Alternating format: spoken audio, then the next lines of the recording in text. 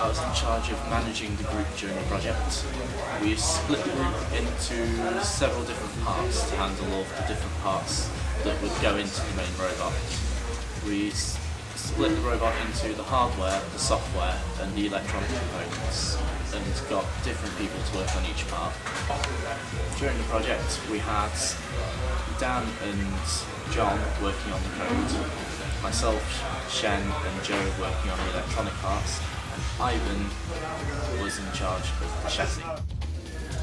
My main point in designing the chassis was to make it as light as possible, because it's the second heaviest part after the actual motors. In the group we decided to make it modular, so if something breaks on it we can replace it. So this is how it became like a constructed kit. So basically the chassis is made out of small plates which in the end go together with bolts and nuts, not that.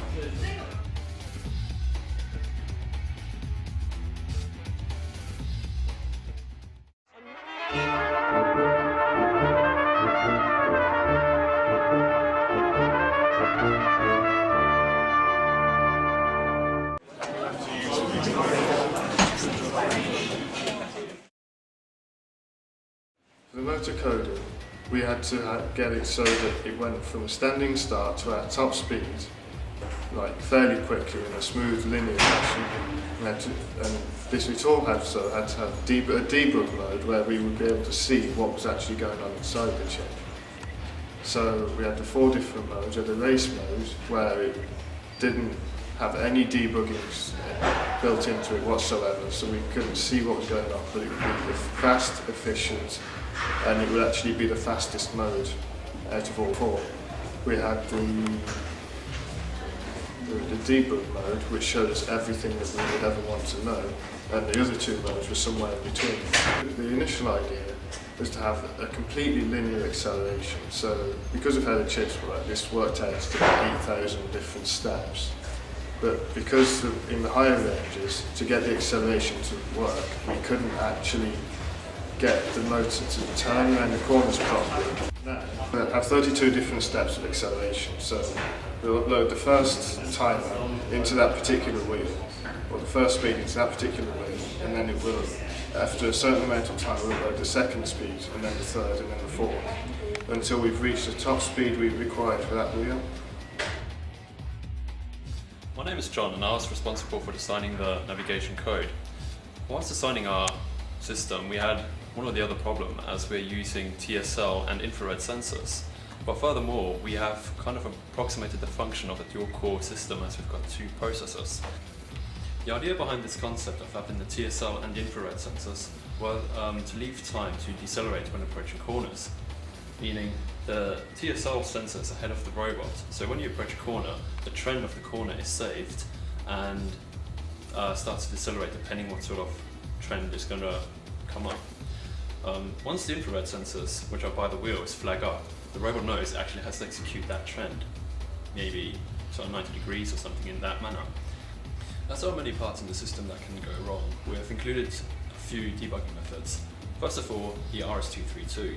This supports bidirectional communication, meaning we can send commands from a computer, for instance, move straight ahead or turn 90 degrees, and then we can see how the robot behaves.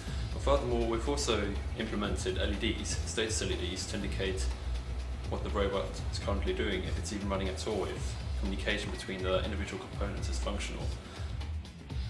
I also needed to design the sensors, so I decided on a design that used photo transistors, and I chose infrared transistors so that they wouldn't be interfered with by the lights. And we're using 3 of those in addition to a TEOS that we're using as a look-ahead sensor, and that should help our robot see its way around the track. Okay, I was responsible for the variaboard design in the robot. Everyone in the team made a contribution with regards to circuit design for the robot, and then it was my job to take all of those designs and then work out how they would fit onto the variaboard.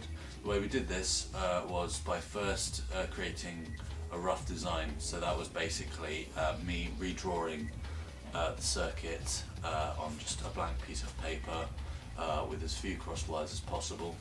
And then from that we were able to translate onto a simulated piece of Veroboard, which was basically a grid with holes that would represent holes present on the Veroboard and rows representing rows present on the Veroboard. After this was done, I performed a test with all the different components being used on the Veroboard, just to check and see how many holes components would take up, how much space they required around them, and then these measurements were incorporated into our final Veroboard design.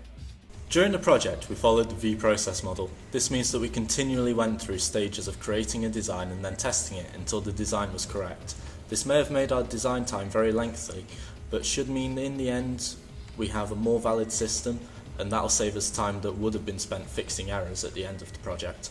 We had some problems in the group with making sure that people completed their work on time and up to standard, but now it's getting to the end of the project and our work is picking up in standards and is more on time than before.